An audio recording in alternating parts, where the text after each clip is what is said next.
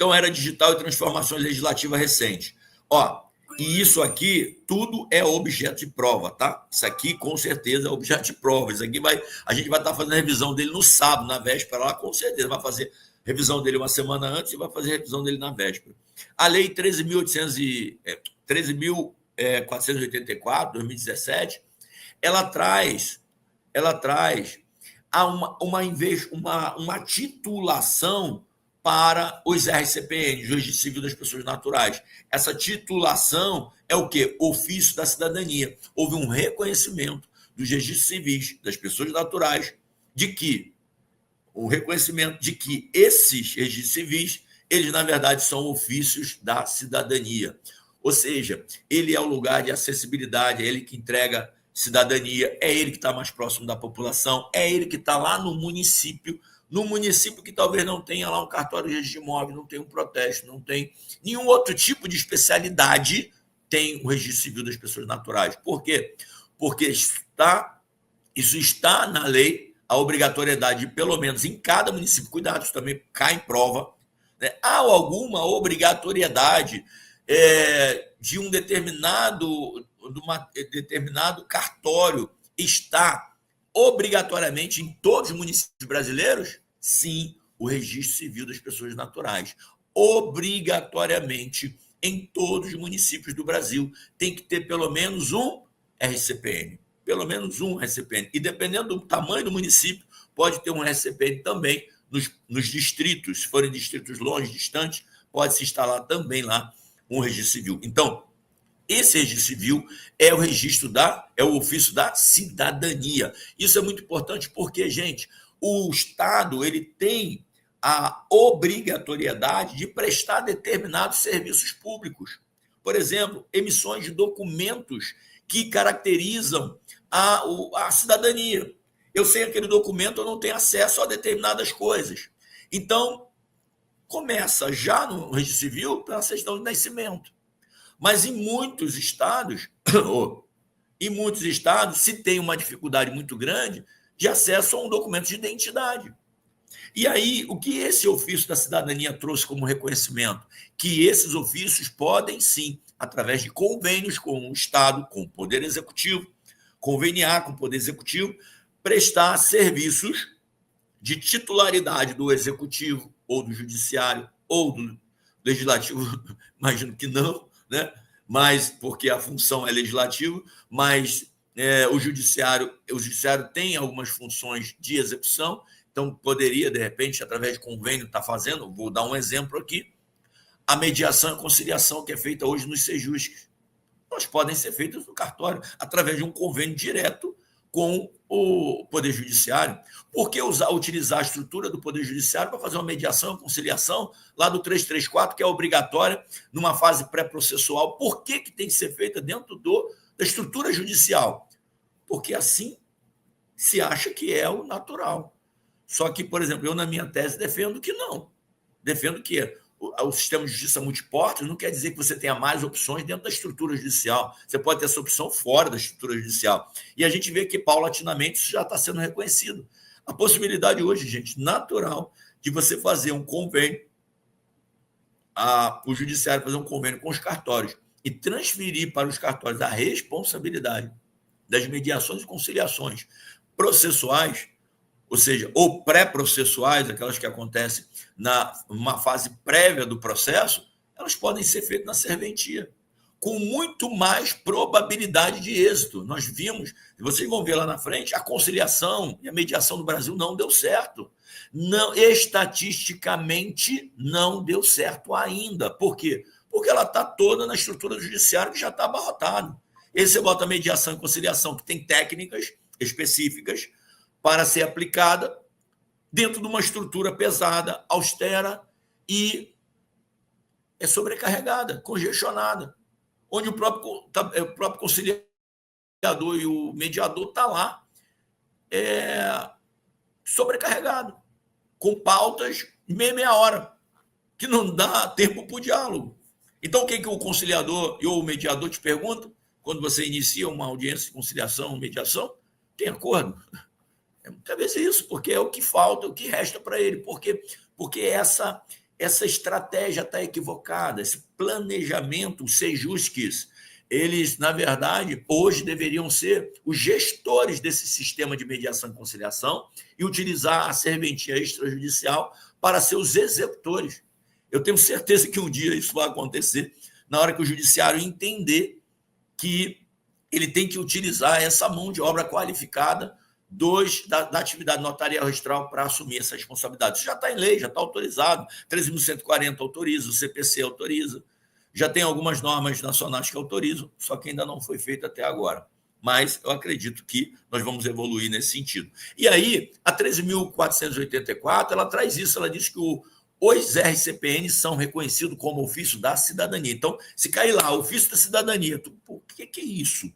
São os RCPNs, Registro Civil de Pessoas Naturais, tá? Há um reconhecimento através da Lei 13.484, que esses ofícios, os registros civis vão além do que está lá, registro civil, ela não está lá só para registrar civilmente ou praticar os atos de registro e averbação, acompanhamento do estado civil das pessoas, né? Ela vai além disso.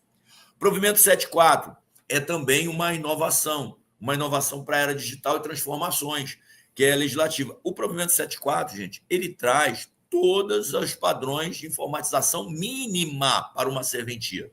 Então, uma serventia tem que ter... E aí, esse provimento 74, 2018, eu imagino que não entre muito profundamente nele, porque ele é muito técnico, mas é importante guardar, porque vai que cai lá o provimento 74 do CNJ, estabelece padrões mínimos de informatização dentro dos cartórios, visando aumento de tecnologia, segurança jurídica dos dados e tal. Então, guarda isso, provimento 74, provimento 74, provimento 74.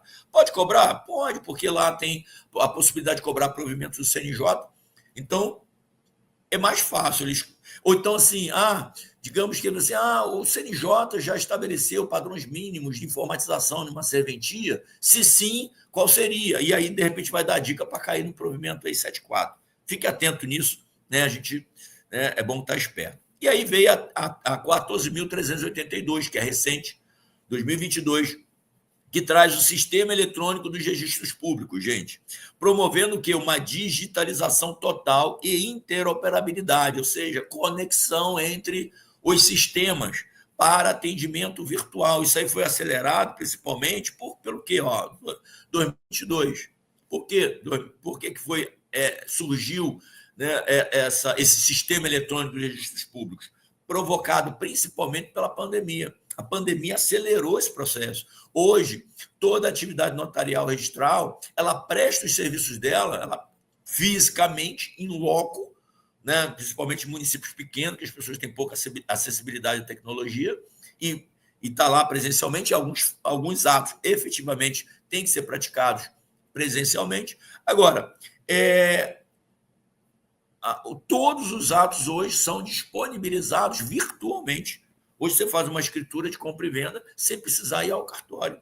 Você faz um registro no registro de imóveis sem precisar ir ao cartório. Tudo com assinatura eletrônica e tal. Nós vamos falar disso lá, que tem um módulo só disso. Tá bom? Beleza?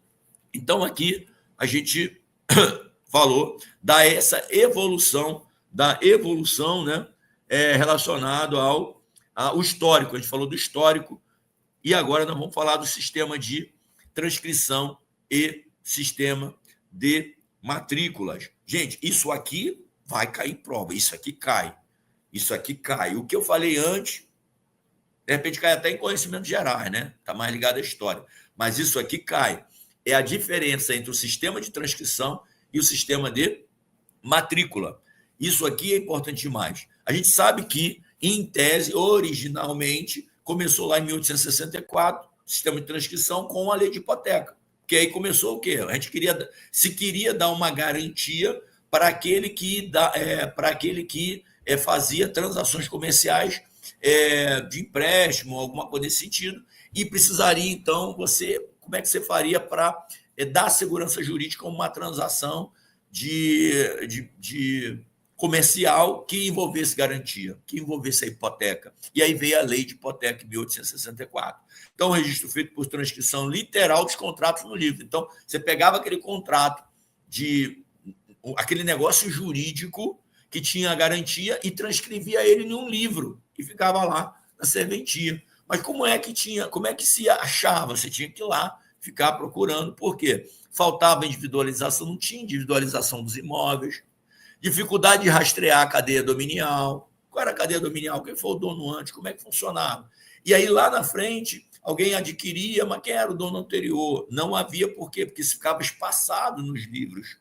Né? Você não tinha tudo no mesmo lugar, não havia uma concentração de informação do imóvel no mesmo lugar. Tá? E aí, isso nasceu quando? Isso nasceu pela Lei de 6.015, que é a nossa lei principal, que é o que vai efetivamente cair em prova. Mas você tem que lembrar, porque provavelmente o FGV vai perguntar assim, antes da Lei 6.015, qual era o sistema que vigorava no Brasil relacionado aos imóveis? Sistema de transcrição.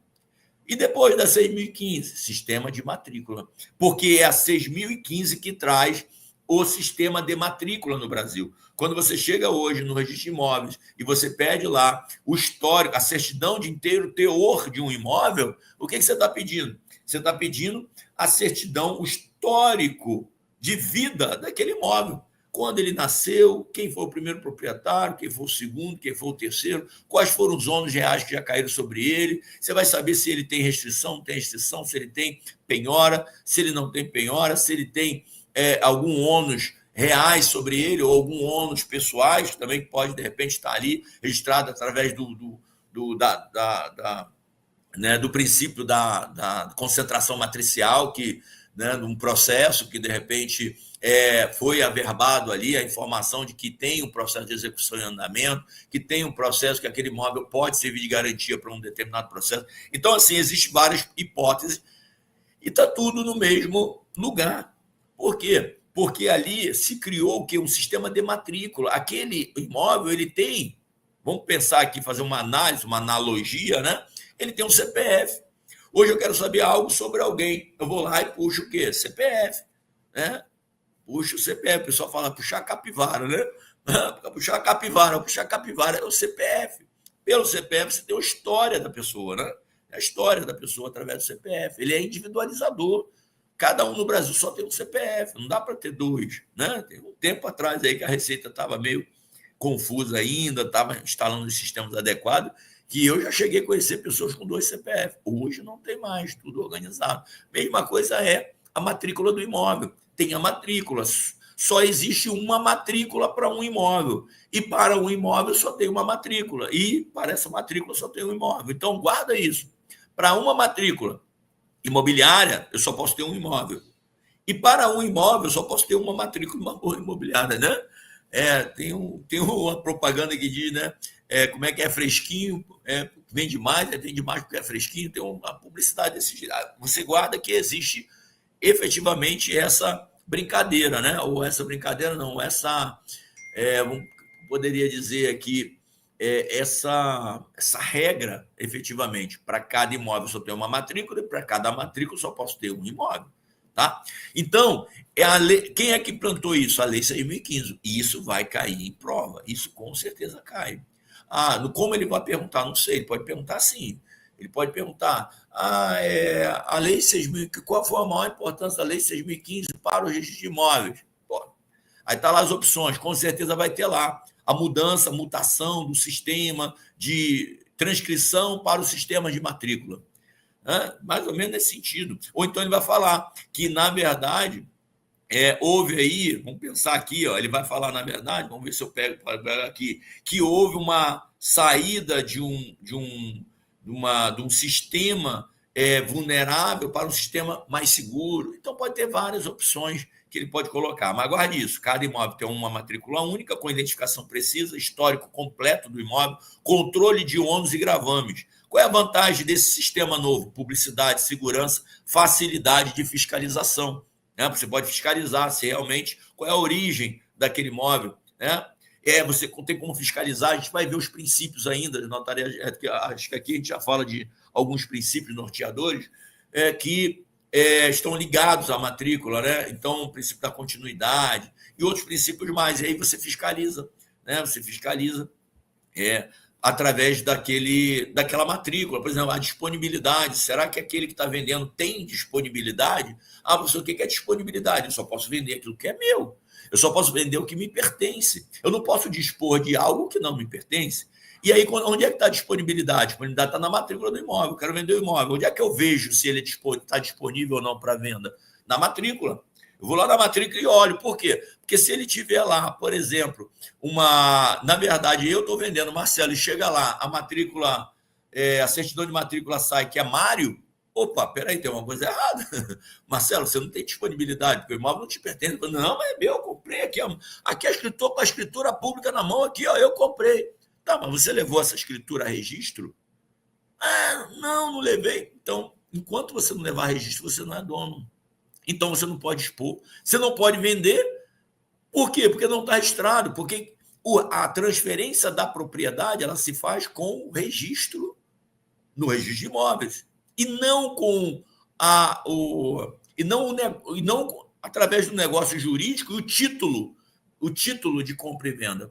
Não é o título que transfere, a gente depois vai ver lá na frente que existe, né, uma dupla necessidade de um ato complexo onde envolve o título e envolve o registro, onde você vai, né, ter ali o notário ou não, dependendo do registro. A gente vai ver lá no registro de imóveis a possibilidade de ingresso também de alguns documentos que não têm origem no notário registrador, mas muitas vezes, a maioria das vezes, é sempre essa dicotomia. Você faz o título de transferência e esse título, então, ele vai ingressar no registro de imóveis. No momento que ele ingressa, é o momento que ele é qualificado para ver se não há nenhum vício e vai ser olhada para quê? Vai se olhar para o histórico que está na matrícula. Por exemplo, eu estou com uma escritura aqui, minha, Marcelo Lessa comprou de Mário. Quando eu chego na matrícula, Mário não está lá o Tício ainda. Aí o Mário fala, não, mas eu comprei de Tício, tá bom, mas cadê o título que tem que ingressar? Então, gente, é uma correntinha, eu vou explicar isso tudo lá na frente.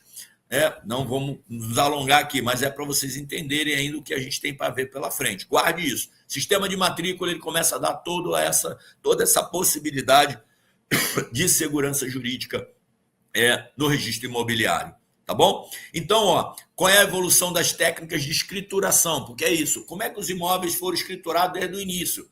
Lá em 1850, como é que ele era escriturado? Ele era escriturado no registro do vigário, né? Do registro do vigário, depois passou para o registro oficial. Do registro oficial, por transcrição, continuou sendo transcrição, passou, então, pela 6.015 para o sistema de matrículas.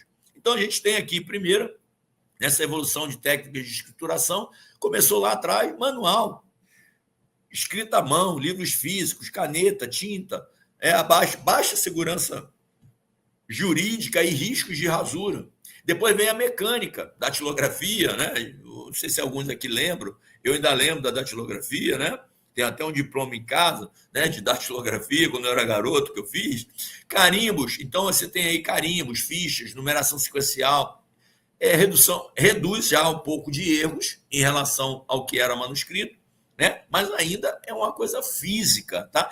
Quando ele fala disso, quando ele bota no edital essa evolução nas técnicas de escrituração dos atos, ele vai tentar pegar isso. Como começou? Então, ele pode botar as fases de evolução das técnicas de escrituração notarial registral, começou no manual, foi para a mecânica, da mecânica foi para a digital e agora a eletrônica. Perceba, a eletrônica, que é o sistema, né, de registros públicos, sistema eletrônico de registros públicos, ele tem uma alta performance, assinatura digital, assinatura eletrônica, documentos nato digitais, ele já nasce digital. Um documento que não foi físico e digitado, porque a gente tem a era aqui digital, onde você tem um software, você tem ali certificação digital do ICP Brasil, né, selos digitais, tudo bem, rastreabilidade, controle eletrônico. Mas quando você vai para o sistema eletrônico, a escrituração ela é online, totalmente online, ela já é feita direto nas plataformas online. Ela é feita direto nas plataformas online. Ela não é feita, por exemplo, num software para depois disponibilizar, tá? E aí, então, você tem acesso remoto, interoperabilidade, universalização, integração nacional. a técnica aumenta e melhora, né? Então, nós temos isso aí, gente. Linha do tempo. Brasil colonial, depois nós temos o Império, depois do Império a República, e depois nós temos, então, de 88 para cá, ok? E as técnicas avançando, né? Técnica utilizada, tá? Manuscrito, livros oficiais, datilografia, e depois digitalização, que é o que nós temos hoje. Mas isso tudo nós vamos ver lá na frente ainda, tá bom? Então, não se preocupe muito aqui, porque nós vamos trabalhar tudo isso.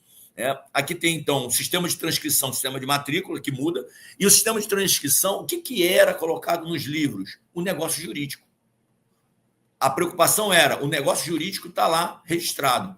Só que quando você vai para o sistema de matrícula, o que é registrado? É o imóvel. O imóvel é registrado, e a alimentação e as modificações relacionadas ao imóvel vai entrando naquela matrícula. Vai entrando naquela matrícula e alimentando, ok? E aí a gente então tem a individualização, ou seja, o número único individual para a matrícula, né? É feita dessa forma, no sistema de matrícula, e no sistema de transcrição, você tinha o título do ato. O ato era colocado no livro, você tinha só o título do ato. No sistema de matrícula, você tem o número único individual da matrícula. Então, em termos de segurança jurídica, sistema de transcrição, baixa segurança jurídica. Sistema de matrícula, alta segurança jurídica. No livro de transcrição, né, o local de registro era o próprio livro, o tempo todo. Quando você fala de matrícula, é uma matrícula própria. E agora nós temos, né, nós vamos falar disso também, nós temos agora a matrícula única e a matrícula eletrônica, tá bom? Normatização, então nós temos aí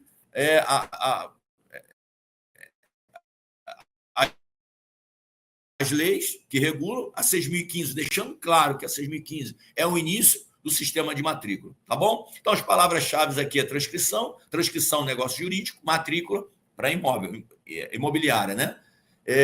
São sistemas de transcrição e sistema de matrícula.